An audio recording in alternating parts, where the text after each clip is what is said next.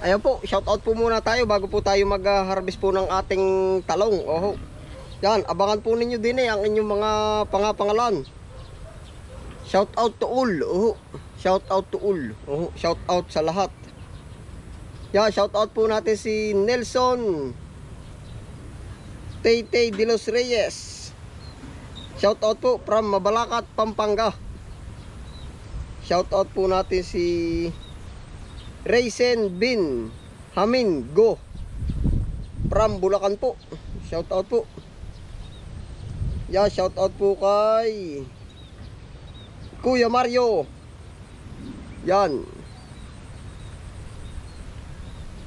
Lagi kayo nasa biyahe ni JR. Pasulit ng isang sakong bigas. Sige ho, mabanggit ko po Kuya Mario. Tapos, nasaan pa baga?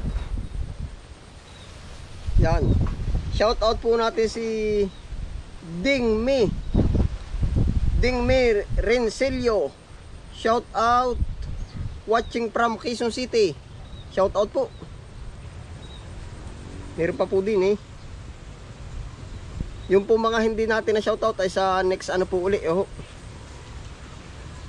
Shout out po natin si Tandang Sora. Tandang Sura from Cavite and California. Shout out po. Kaya shout out po natin si Ma'am Monet Borromeo. Shout out po natin si Idelin Pagulong. Opo. Shout out naman dito sa Pasig City, Iloilo. Shout out po. Shout out po natin si Roy Hebron. Shout out po kay Roy Hebron from Masinloc, Sambales. Oho. Sampa. Ayun, tapos yung pong mga hindi uli natin na shout out sa next ano po uli. Oho. Tayo po ngayon ay ganari ano tayo. Harvest tayo ng talong. Oho, titingin po tayo uli ng ilang maaari tapos ay kahit po ba kakaunti ay isinasabay po natin sa maraming uri ng kalakal kahit sila lahat ay tigkakaunti. Oo, para mabuo natin yung isang biyahe. Yun, tara po. Tayo po ating talong. Ito pala naalog din ang puno.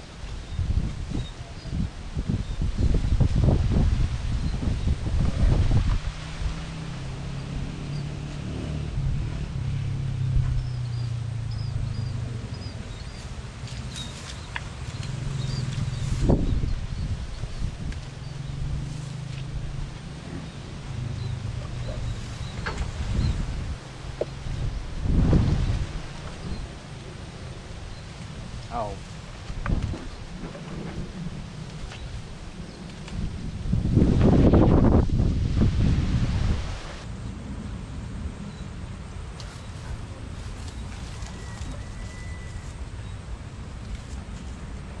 Mabuti nga't nalaman mo na ako'y di mo gusto. Huwag kang mag-alala kung sadyang di ako ang tinitibok ng puso ko. Marahil ay nalaman mo ako yung di mo gusto.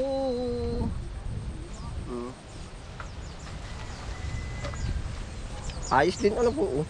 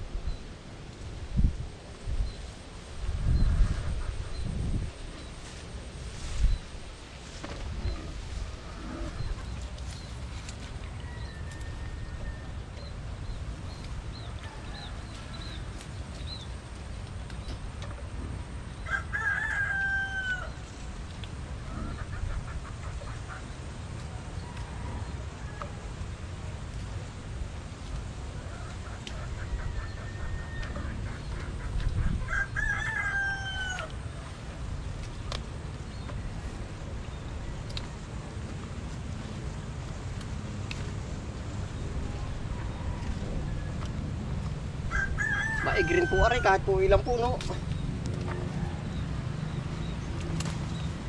Laki yun.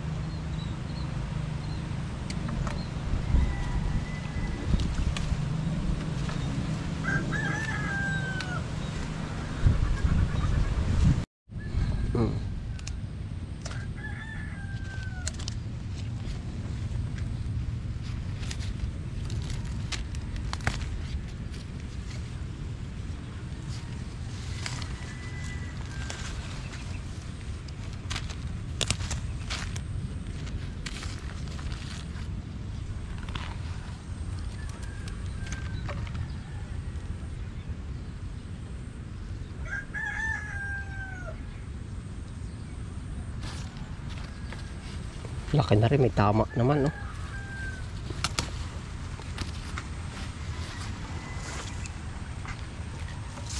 Ay pa po sa mga bandang ilalim, oh. Pantinorta na po. Oh. Ba, ayos yung kamantigi natin, ah. Oh. Yeah. Nabuhay na pala yan, oh. Bumulaklak na pati, oh.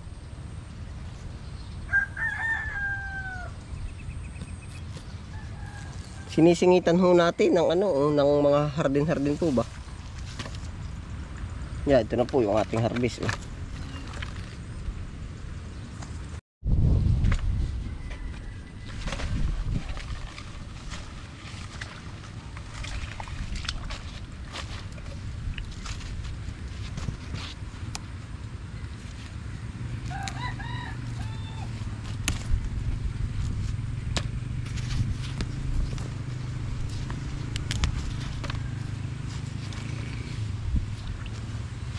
Lalaki din sa ilalim. Bulok lang. Ay, nalaglag na nga. Nabubulok din po ay.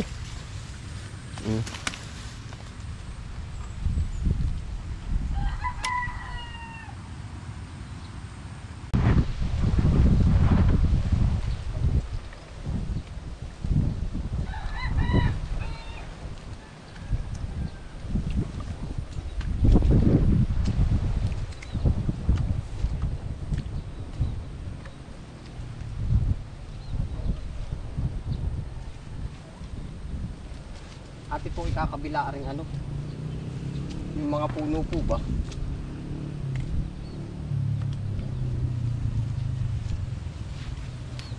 para hindi po humilig dito. Ayan. Ito po may mga lighting, pwede po bang isilaypot pa pa ganun, no?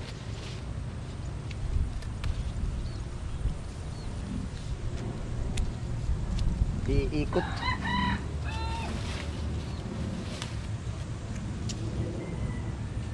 Dami pang maliliit.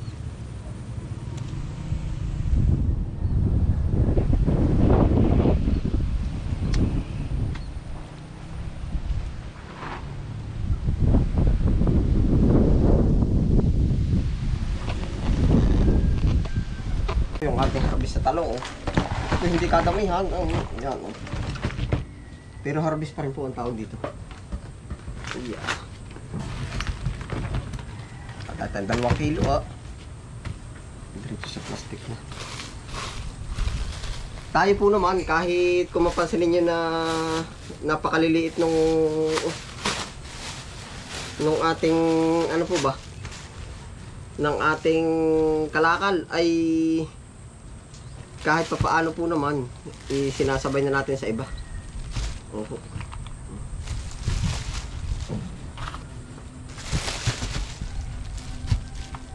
Kumbaga pag napagsabay-sabay natin, ay di yun, may mga butas eh. Kailangan ay matinding pag-ano, pasensya ho dun sa hindi natin napansin, ano. Ari kaya ay meron din.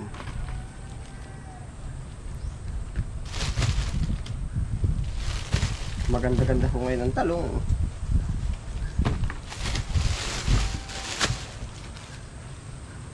Kumbaga nga, ari pong ating ginagawa ay nabasa ko dun sa alam po ba, mudguard, yung ano sa sasakyan, sabi ay Hindi na baling maliit, basta malimit. Ay ibig sabihin sa biyahe daw po. Basta dire-diretso. Sabi lang po naman iyon. Basa ko lang pala.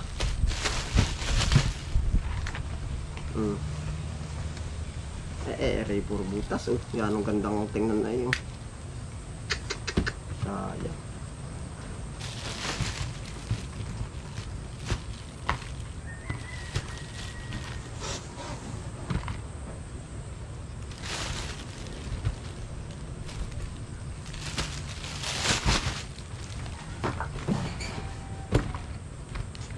Yan, dapo reject yan po, hati. Ganyan po yan ang talong. Ay, nako.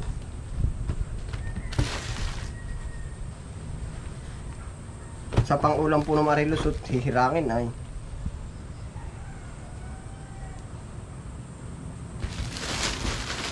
Rambul pa po, rambul. Hati ang nakuha,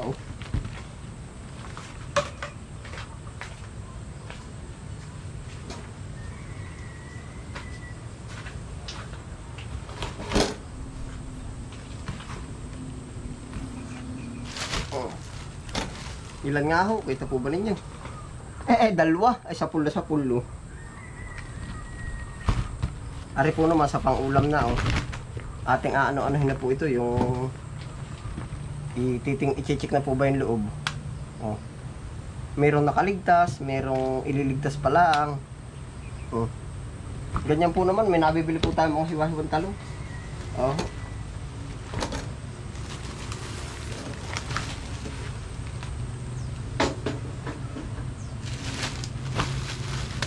Dalawa, tapos po naman ang makakasabay nito ay 10 kangkong, 1 kilong anong tawag dun? Sibuyas. Kaya po pag binuo natin edi ayos-ayos din. Yan. Paano po? Salamat po sa inyong pagsama po yan. Ingat po ang lahat. Happy lang po. Bye.